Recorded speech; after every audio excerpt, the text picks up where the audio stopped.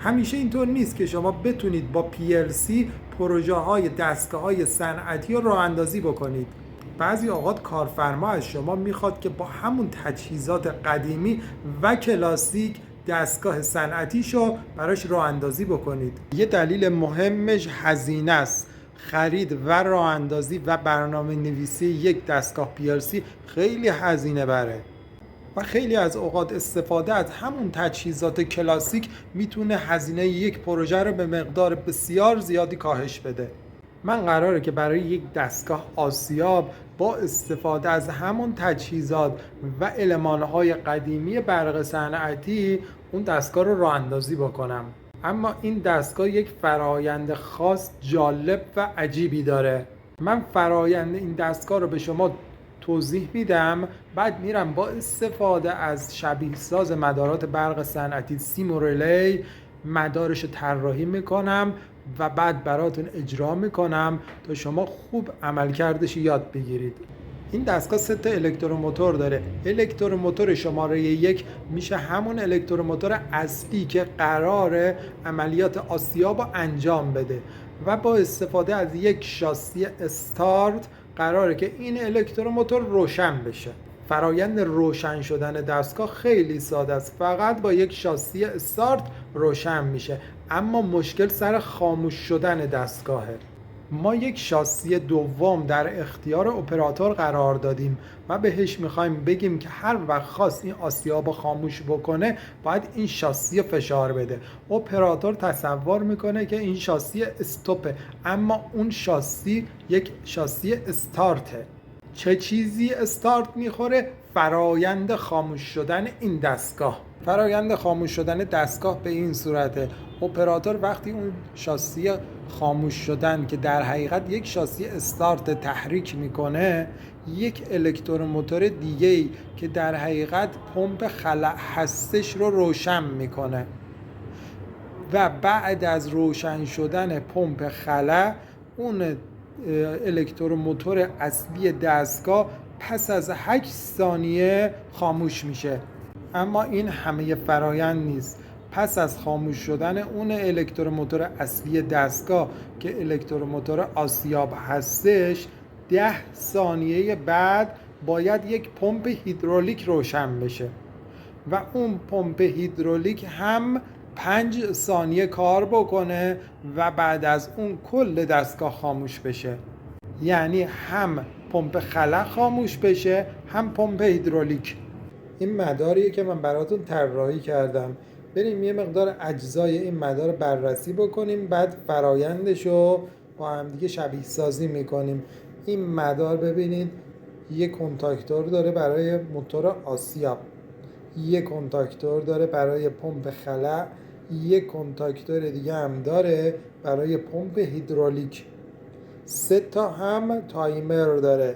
تایمر اول روی 8 ثانیه تنظیم شده، تایمر تأخیر در وصله. تایمر دوم روی 10 ثانیه تنظیم شده و تایمر سوم هم روی 5 ثانیه.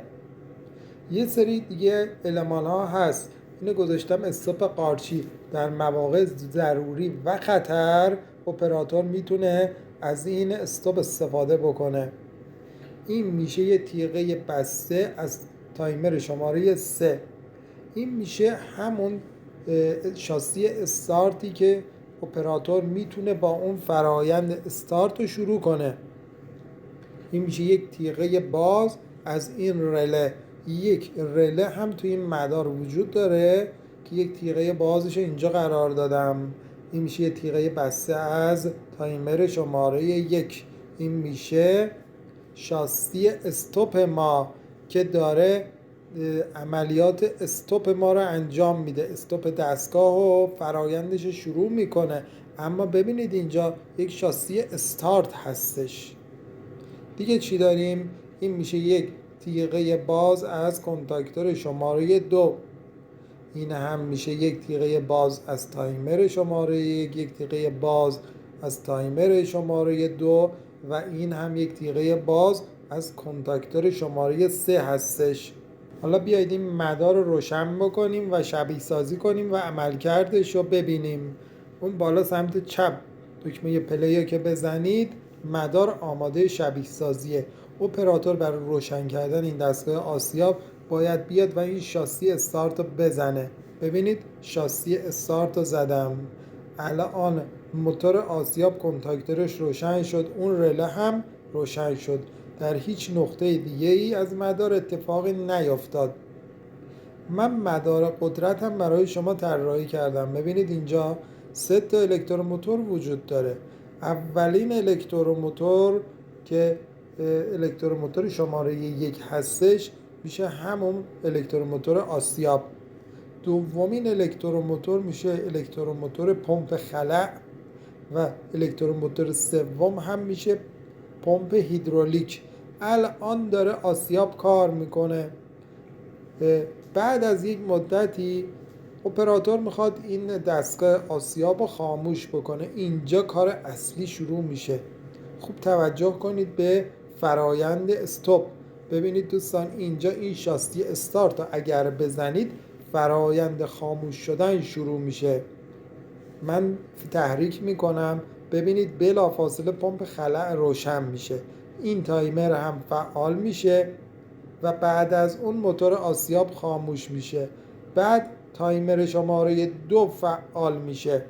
با فعال شدن اون و گذشت یک زمانی پمپ هیدرولیک روشن میشه و تایمر سوم فعال میشه و کل دستگاه رو خاموش میکنه. بیاد یک بار دیگه این مدار رو روشن بکنیم و به مدار قدرت توجه بکنیم. من دستگاه رو استارت میزنم. این میشه استارت دستگاه. ببینید الکتروموتور آسیاب روشن میشه و آسیاب شروع میکنه به کار و هیچ محدودیت زمانی هم وجود نداره. ببینید مدار داره کامل به کار خودش ادامه میده. حالا اپراتور میخواد دستگاه رو خاموش بکنه. این میشه شاسی خاموش شدن دستگاه که یک شاسی استارت، اما فرایند استوپ دستگاه رو انجام میده. ببینید من تحریکش میکنم، بلافاصله پمپ خلع روشن میشه. بعد از گذشت یک زمانی الکتروموتور آسیاب خاموش میشه. بعد از گذشت یک زمانی باید پمپ هیدرولیک روشن بشه. حالا پمپ هیدرولیک روشن شد، حالا باید کل دستگاه خاموش بشه. ببینید این شد فرایند خاموش شدن دستگاه که کاملا اتوماتیک انجام شد و با استفاده از یک شاسی استارت و استفاده از المان‌های قدیمی و کلاسیک بدون استفاده از PLC. پیشنهاد میکنم توی سیموریلی این مدار رو طراحی بکنید و عملکردش رو بارها ببینید. این مدار میتونه برای شما توی طراحی‌های آینده‌تون ایده به وجود بیاره.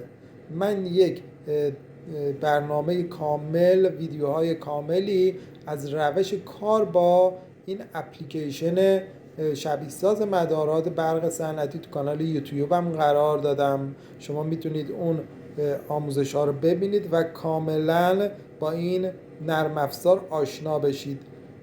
اولین ایده که خیلی هم مهم هستش همون شاسی استارتیه که برای شما عملیات استاپ و خاموش شدن دستگاه رو انجام میده. دومین ایده میتونه این باشه. ببینید دوستان من 3 تا تایمر رو پشت سر هم قرار دادم. هر تایمری زمانبندی خودشو داره و این پشت سر هم قرار گرفتن تایمرها میتونه یک عملیات زنجیره‌ای رو برای ما کنترل بکنه.